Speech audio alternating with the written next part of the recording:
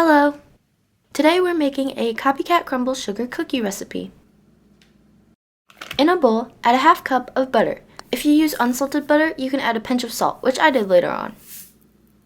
Then add a half cup of granulated sugar and mix for about 3 to 4 minutes or until the butter is light and fluffy. Then add 1 egg, 2 teaspoons of vanilla extract, and mix again. Then add 1 teaspoon of baking powder and 1½ cups of all-purpose flour, but a little at a time. This prevents the flour from spilling outside of the bowl every time you mix it. The texture should be a soft dough.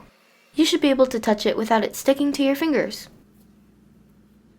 On a baking pan lined with parchment paper, split the mixture into 6 parts. Then flatten it with any hard surface. I use the bottom of a bowl. Make sure you don't make it too thick because the cookies will not spread that much in the oven. Bake at 350 Fahrenheit or 175 Celsius for 12 minutes. While the cookies are cooling, let's make the frosting. In a bowl, add a 1/4 cup of salted butter or unsalted butter with salt, and once again blend for a few minutes until the butter is light and fluffy. Then slowly add 1 cup of powdered sugar, a little bit at a time.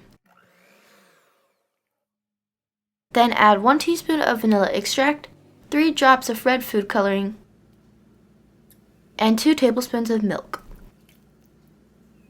Mix until fully combined.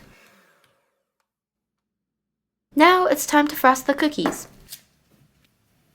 To be honest, this was a little harder than I expected, but practice always makes perfect.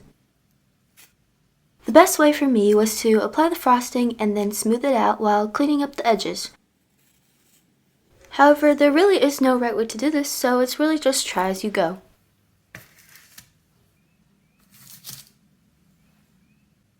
The cookies have a nice and soft texture, almost melt in your mouth.